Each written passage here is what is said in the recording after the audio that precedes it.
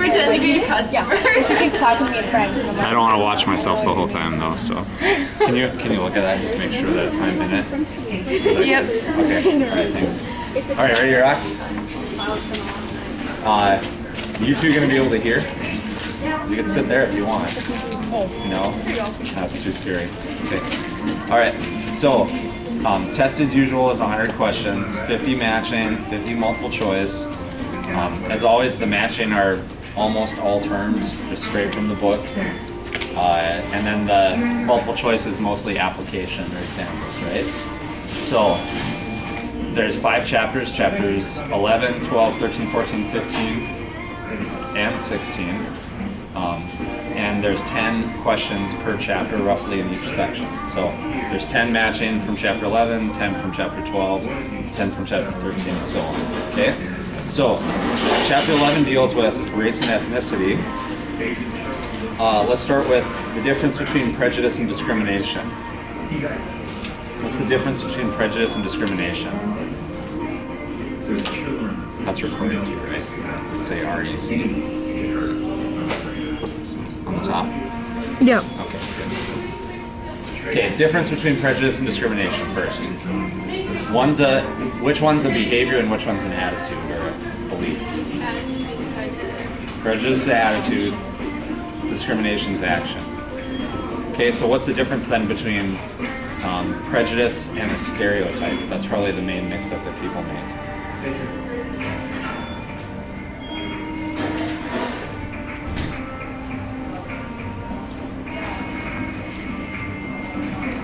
Prejudice is like judging somebody based on something. Okay. And then like a stereotype would be like not necessarily judging. Yeah, that'd be a good distinction. So stereotypes are just generalizations that are really broad for a category of people, whereas prejudice is like making a value judgment that's based on those groups of people. Does that make sense? So stereotypes can be like good, whereas prejudice is bad. That's probably another way to look at it. Okay? So prejudice involves like one group is better than the other or worse than the other, whereas a stereotype isn't necessarily like a good or bad thing. So I don't believe this necessarily, but I'm going to give some examples of stereotypes, right? So like Hispanic people like tacos. All Hispanic people like tacos. Or African Americans like watermelon. What would that be? Would that be a stereotype or would that be prejudice? Stereotype. Okay? Hispanics aren't as smart as Asians or whatever. Okay? Or treating them like believing that would then be prejudice. Now, if you treat them differently, then it's discrimination. Okay? So that's probably the biggest mix-up that people make. What is it if you tend to blame a group of people? What is that group of people? The scapegoat. Good. Okay? What's the difference between race and ethnicity then? That's another mix-up that people have sometimes.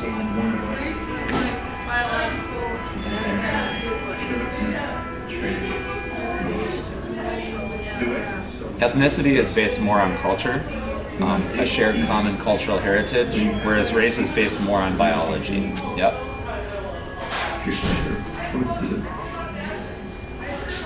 Okay, I think you guys got that chapter pretty good. Chapter 12 had to do with economics and politics. What's the difference between authority and power? Authority and power, those are probably the two main ones I see people mix up. Isn't authority like legal kind of? Or like people actually acknowledge it and then power you just take it? Something like that? She's on the correct path. Authority is a type of power, okay? So power is a general term basically that can be described as the ability to get what you want done, even if people are resistant to what you're trying to do, okay? So authority is power that people believe is legitimate, and that's kind of what Emily was getting at. So we also talked about in the text 3 types of authority. You guys remember what those were?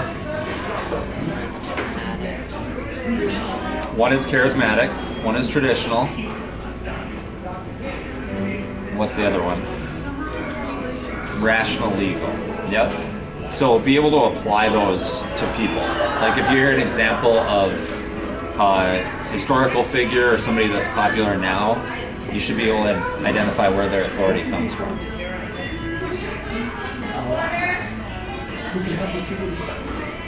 Okay. Another term that gets talked about a lot in that chapter was a social institution. So what's a social institution?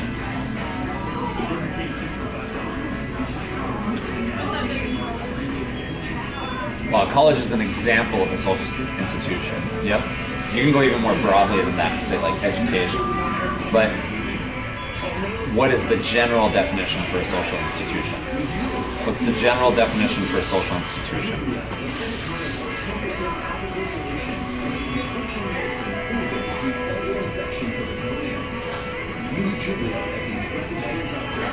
So a social institution is a like arena or a sphere or a collective group of entities in social life that has a purpose or a function that tries to meet some need for people or some need for the population.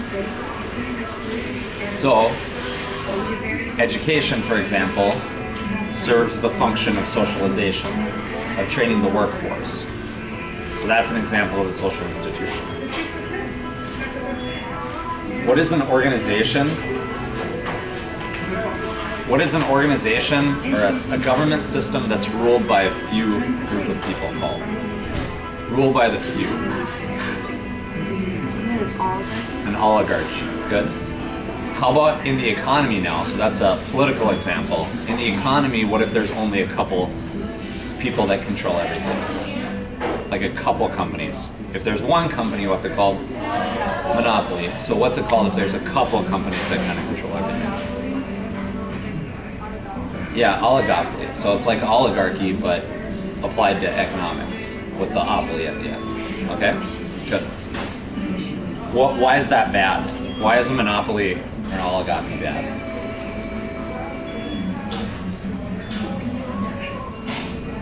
What would conflict theorists say with that? Why is it bad? What can they do if they control everything? Raise prices as high as they want to. They can raise prices artificially higher than they should be, and that hurts people that don't have as much power. Yep, good.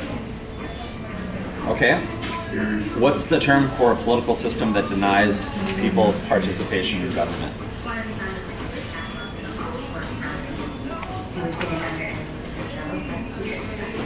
Authoritarianism is correct. Okay, authoritarianism. How about for the three sectors of the economy? What's the one where you actually take raw materials directly out of the environment? What's that called? Primary sector. What's the one where you're serving people, like working in a restaurant or something? Tertiary. How about if you're in like a factory or a mill? Secondary. Okay. So be able to define those and be able to give some examples too. Like if you see on the test, Abby goes to college to be a teacher. What sector of the economy is she in? You should be able to identify tertiary. Okay? Go ahead. Yeah. Yeah, so she asked the question about a butcher. So butchers, they're taking the animal and they're cutting up into pieces to be usable by people. So I would say secondary, but then if you go to Hornbachers, they also like come and greet you, and then no, I pick stuff that's pretty clear. Yeah. So you could argue that butchers are both secondary and tertiary, but I pick ones that are pretty clear. Okay? All right. What is it called if you marry somebody that's in a different social class than you? You marry somebody that's in a different social category than you.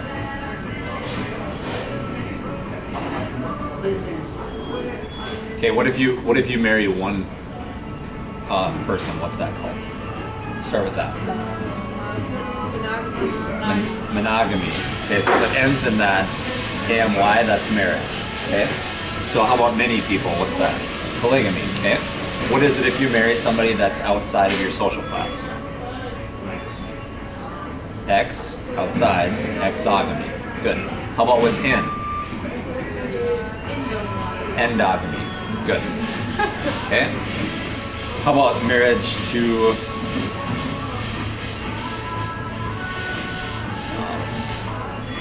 okay, never mind, let's skip that. What's the term for the general decline of the importance of the sacred and religious? Chapter 13. Yep. If something's not sacred or religious, one way to look at that is profane. Another term related to that is secular. So what's the term for the loss of importance of religious institutions? Secularization. Good.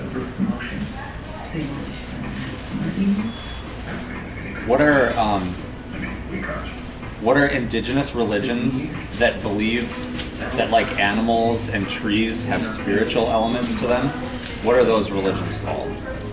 Starts with an A.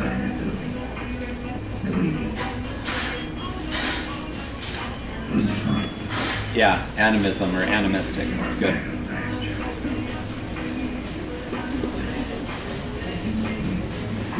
What's a social institution that unites people in cooperative groups to care for one another and raise children? What's that? Family?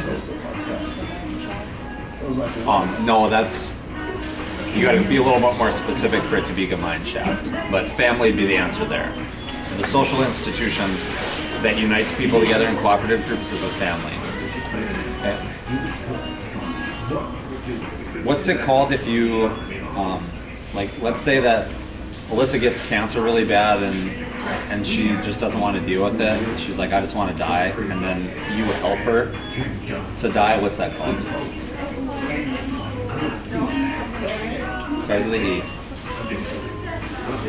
Like if you have a pet that gets really sick and then they like put it down, what's the general term for that? Euthanize. Yep. So it'd be euthanization. Yep.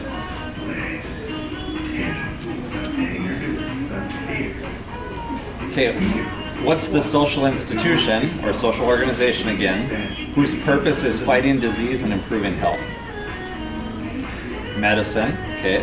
And then health would be like the state of people's wellness in society.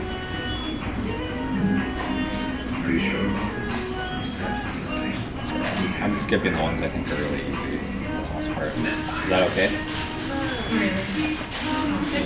Okay. What's the movement of people into and out of a specific area called? Migration. Migration. Good. How about birth rates in an area? What's that called? But no, more general than that. What's birth rates called? It's one word. Fertility. Okay. Death rates. Mortality. Okay. How about the movement of people into more cities? What urbanization? Good. Okay, now let's address the difference between Gemeinschaft and Gesellschaft, because people get those confused too. The way I remember this is the mein part and the cell part, right? So in Gemeinschaft, people are tied together by tradition, family, kinship, like it's more based on values. But in Gesellschaft, it's more based on like what people can bring to the table. So like selling something, right?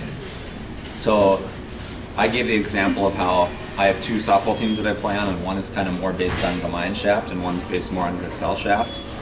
Which types of towns or areas are more common to have Gemeinschaft? Smaller rural areas, yep. How about Gesellschaft? Then bigger, yep. Okay, what's the study of the link between the physical and social dimensions of cities?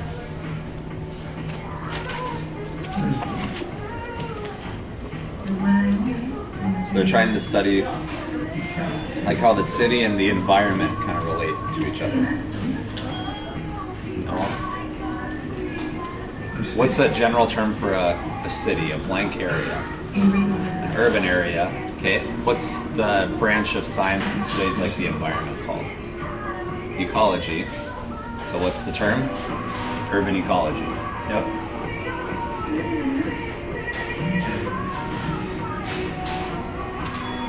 Okay, chapter 16 we didn't really discuss with the notes in class at all. We watched the video and then we had a little assignment that kind of related to it. So some of these terms probably aren't as familiar to some of you. What is the transformation of culture and social institutions over time? Social change, probably the easiest question. Transformation, right? Something's going to change. Okay. In chapter 16, it also talked about postmodernity and then modernity. Okay.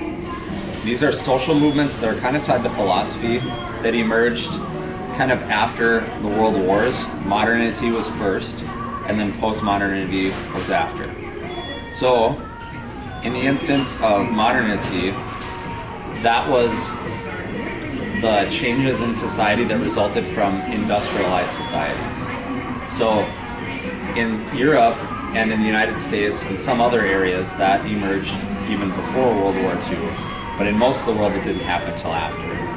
Postmodernity is kind of a backlash to that. So modernists would say science, technology, that's the answer to everything. Postmodernists would say, no, it's not. It's not going to work, really. So that's like after they've been industrialized for a while, they switch to postmodernity. Okay, if you are somebody that doesn't have access to something compared to another group of people, what's that called? This is one of the terms to explain like social movements also. Well, relative deprivation would be comparing yourself to somebody else and how they have something. So deprivation would be the general term. So I think I used the example of with deprivation theory as it relates to social change, how the same-sex movement right now really comes from that theory. Because what's the big argument in the same-sex movement right now? What's the goal for a lot of people that are homosexual? Yeah, they want to get married, right? And they view that they're deprived of that compared to people that are heterosexual. So that provides the motivation for them, okay? So that's what deprivation or deprived, it means you don't have access to something, okay?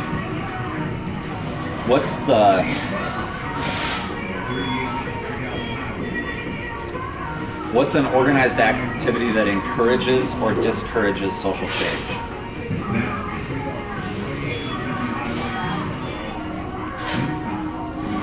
Well, you could use that too, but that's kind of general. A social movement is what it's called. A social movement. So now if you remember, the text has a box that describes the social movements. Does anybody have their book here? Yeah. Can you look for that box? It should be in chapter 16. Yeah. Alternative, redemptive, reformative, revolutionary. Okay, so what page is that on? 462. Can you, if you find the box, I want to refer to what the box kind of, not the review page, but there's like a graphic where they draw a box that explains some of it. That's what I want to refer to, so I can point that out to some people that are listening to. What page is that? 444. Okay, so it's page 444. There's a box that defines those types of social movements. You'll see some scenarios like that in the test. So it'll say, Bill is involved in this social movement. What type of social movement is it? So now, to keep track of this, there's two variables. What's one of the variables? Good. Just look at the top. It's labeled Macy. How much change? And then the other one is who's effective. Okay? So if it's a small group of people and it's a small amount of change, what type of social movement is that? Macy? Small and small. Or small and specific, I think. Alternative, okay? If it's a small group of people but it's a lot of change, that one starts with an R, that is, Macy? Redemptive, okay? So be aware to identify those be aware of how to identify those if you see it, okay? All right. Let's say you move to California or no, not even California, that's probably not even the best example. Let's say you move to India, let's make it a little more extreme. And then you lose your cultural heritage that's North Dakota, that's American. What have you modified? Well, you've assimilated, that's true. You've adopted the culture there. But what have you modified? What's the term for a shared cultural heritage again? Ethnicity, so you've modified your ethnicity. Good. Okay, remember how in class we talked about the different groups of people that were viewed as not favorable? I had that line graph, and then it showed like college students that would accept somebody as like a close friend or a family member. You guys remember that? Okay, and that was done shortly after September 11th, I think, the graphic in the text. So what were the two columns that were the most far to the right, or the two categories, I should say? Do you remember? Muslim and Arab, right? So if the results of that study were if that study, I should say, were to be repeated right now in like France, did you hear what went down in France today? There was like a terrorist shooting attack kind of thing at a newspaper where 3 guys were masked and they were walking around saying Allah Akbar and praise Allah and Muhammad, we're avenging Muhammad, right? So if they were to do that in France right now, would the results be worse or the same, or what do you think? They'd probably be worse. So there's a couple questions I ask you to apply that as it relates to history, okay? So generally though, what has happened over time since they've started doing that study? Have people's attitudes gotten better, or gotten worse, or stayed about the same? They've gotten better. Okay, they've generally gotten better. Okay?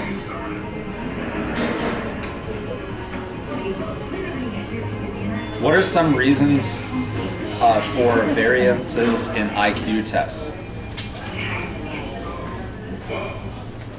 They talked about IQ tests and how that reflects different things in society.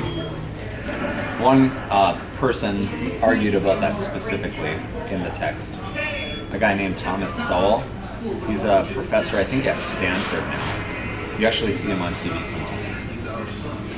But he said a lot of that could be due to culture, due to cultural differences. We talked about sectors of the economy.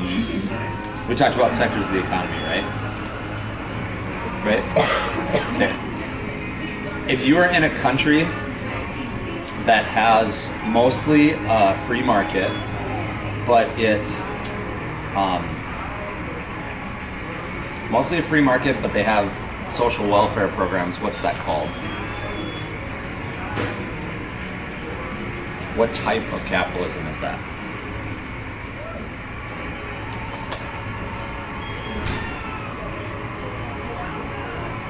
Mostly free market, but with a lot of welfare programs.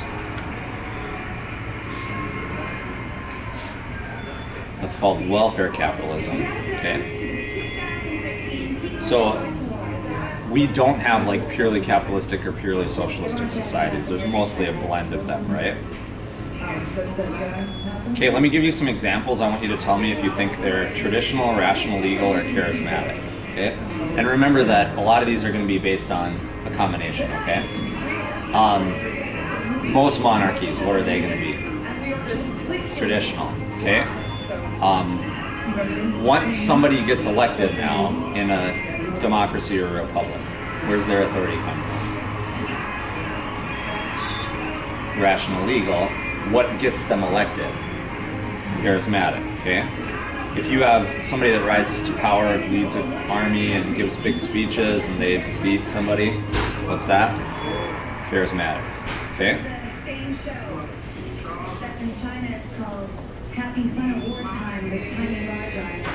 We talked about social exchange theory as it applies to family. You remember social exchange theory is a micro theory, micro perspective, that basically says that people are constantly, subconsciously evaluating the pros and cons of any situation, any person, any job, whatever. So in social exchange theory, if you're deciding to take a job, you're going to weigh the pros and the cons kind of subconsciously, right? When you're deciding who you want to ask out on a date, you're going to do the same thing.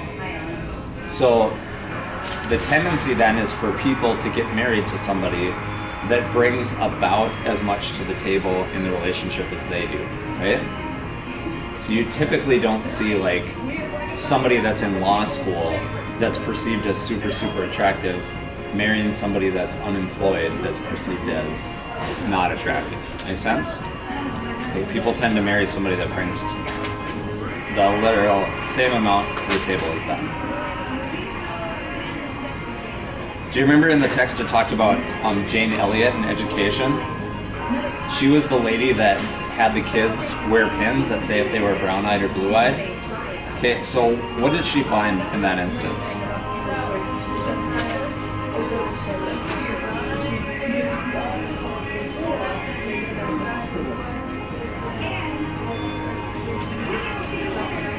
Yep. Even though the students were, like, there were smart blue-eyed people and there were not as smart brown-eyed people, right? The students that were blue-eyed started to not be as confident, started to not do as well. So it kind of became a self-fulfilling prophecy a little bit. Okay, you guys know how China has the one-child policy? You've heard of that before?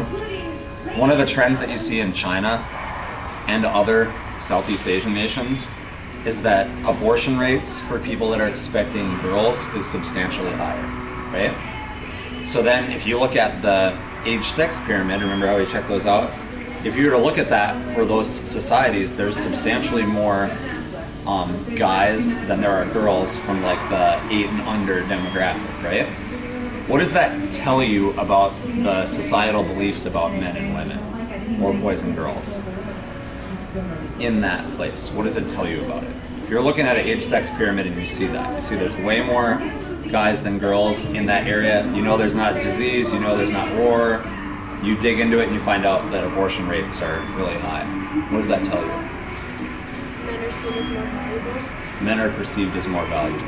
Yep, exactly. Yeah, I talked about examples of social movements, right? Yeah, because I had you look it up. Okay, manifest and latent functions, right? Manifests are intended, latent is unintended. So, in the instance of manifest functions, what's a manifest function of the family? What's a manifest function of the family?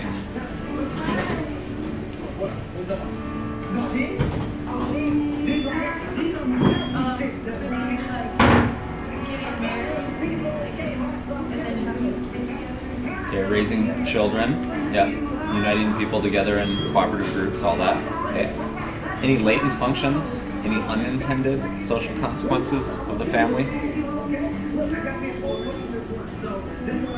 Okay, yeah, that social dysfunction, yeah. People never go in planning. It creates the potential for divorce. Yep.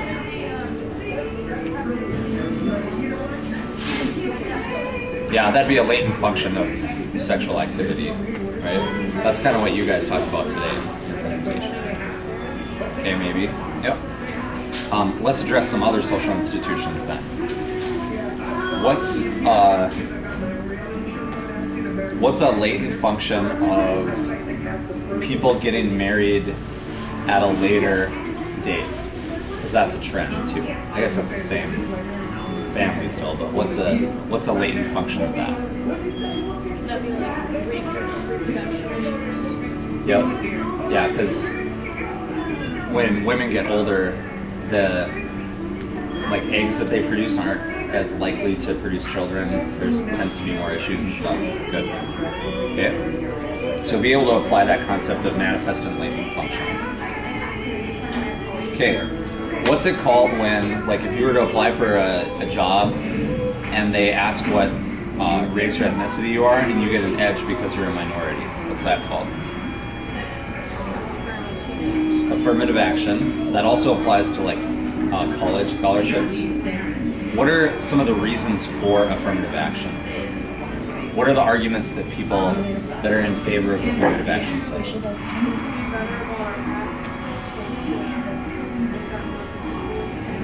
Okay, to correct past or current injustices. Good. Anything else? Racial diversity. Okay, to create a racially diverse college program or workforce or whatever. Good. To then therefore help educate everybody else. Because if you go to a college program and it's all like WASPs, white Anglo-Saxon Protestants, right? It's all that, you're not getting as diverse of an experience as if you were going to a different place. Okay?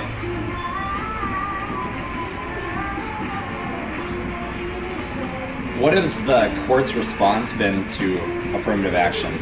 The text talked about a few different court cases. Have they found it constitutional? Have they found it unconstitutional? Have they banned it entirely?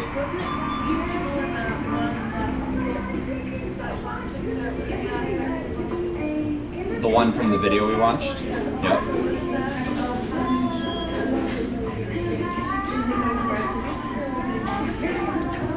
Yep. That was remember the guy in the video clip? He was a professor at Harvard, and Harvard submitted an amicus brief, like a friend of the court brief, and they said that Harvard can select like who they want. And they use the example of like farm boy from Idaho or a good middle linebacker a couple times. So, in short, affirmative action has sometimes been upheld and sometimes been shot down depending on how they do it specifically. Okay?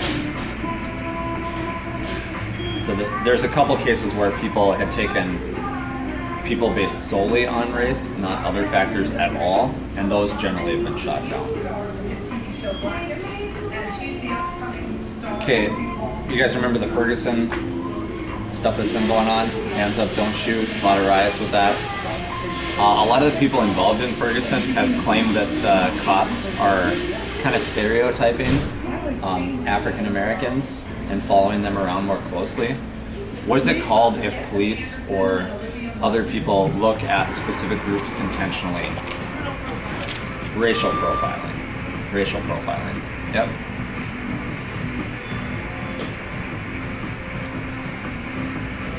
Okay, let's go back to marriage and the family. In heterosexual marriages, when there's instances of one spouse staying at home and one spouse working, which spouse is the most likely to stay at home? The male or the female? Female, okay. In dual wage earner homes, ones where the man and woman work, who does most of the housework? The female does. Just statistically, even though both of them are working, the female does most of the housework.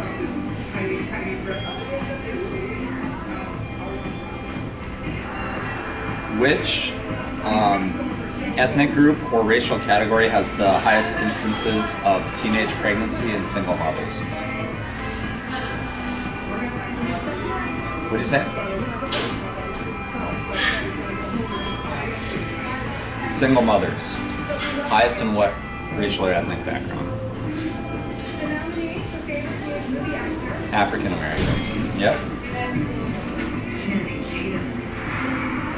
Okay, let's talk about religious perspectives in different places in the world. What's the predominant religion in, let's say, Italy? Predominant religion in Italy. That should be pretty easy. Think about what's in Italy. Vatican is in the middle of Rome, so Catholicism. Okay? How about most of Latin America? What's the main religion in Latin America? It's Mexico South. Can't hear? Spot's open right there. Okay. Which European countries mostly influenced Latin America in the Age of Exploration? You guys remember this, right? Where Portugal and Spain. What was their main religion? Catholicism also, okay? The point I'm trying to make is that religions can be influenced by who settled in different areas, right? So now, in the United States, what's the most common religion? Protestantism, okay? And that varies based on what part of the country you're in, but in generally, Protestant is the most common. Okay, of the Protestant denominations, which one's most common in the United States? Not Lutheran. Baptist. Yep. Baptist is the most common. Okay. What are 3 of the areas in the United States that have some of the worst educational performance? 3 general areas, okay? Large, central, older urban areas like Detroit, central Chicago, Compton, stuff like that. Okay, what else? Native American reservations and border cities along the U.S.-Mexico border. We talked about leading causes of death in the past and then today. What types of things kill people now more today? Are they like communicable diseases where you get like the flu or you get Ebola or something like that? No, so what types of diseases kill people more often? Okay, heart disease is the main cause of death, but Prevent. no, not necessarily.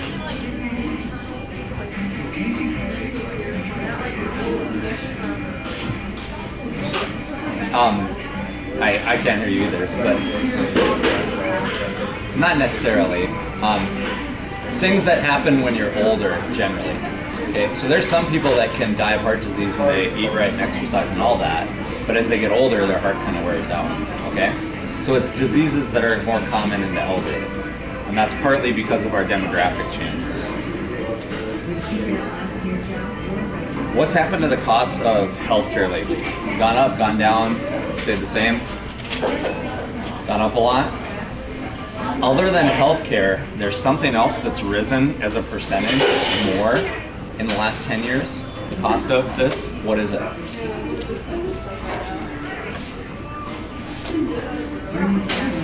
No? It's a good guess. A lot of you will get a taste of this next year. College education. Yep, education has actually gone up higher as a percentage than healthcare has over the last 10 years. Okay, we talked about 3 ways to change culture. Invention, discovery, diffusion. If you come back from visiting in Japan and you bring like this new comic book with you and your friends start liking it too, what is that?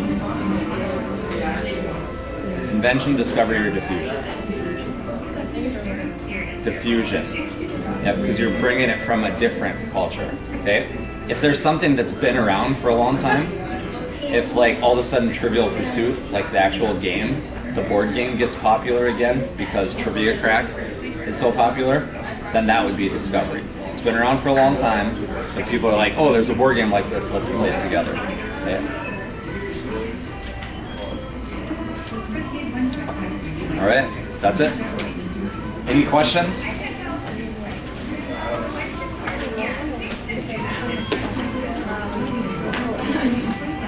Okay, if any of your friends that aren't here ask, I posted the review session from a couple years ago online, just in case they were like trying to look at it earlier, because it's not going to be a while until I post this, so, and that's okay if they watch that instead, okay? So, everybody signed a sheet, right? Okay, thanks for coming. Clean up your area, please. You should, you should structure it. That's the big thing I'm looking for. Thesis, reasons at the intro at the end, body, something. Okay. Is there any way I can make that presentation better? Like, can I do a brand new PowerPoint and present it myself for the group? I'll have to talk to you about it later. Did you just forget or something, or what? Yeah, you could do it later, right? I don't think I know how to rubric because I didn't have Okay. I checked with period 3 and some of the people in period 3 pulled it out. straight away. Yeah, we might have gotten it not my car. Well, what if I made one by myself and then I presented it by myself? We'll talk about this later. Okay.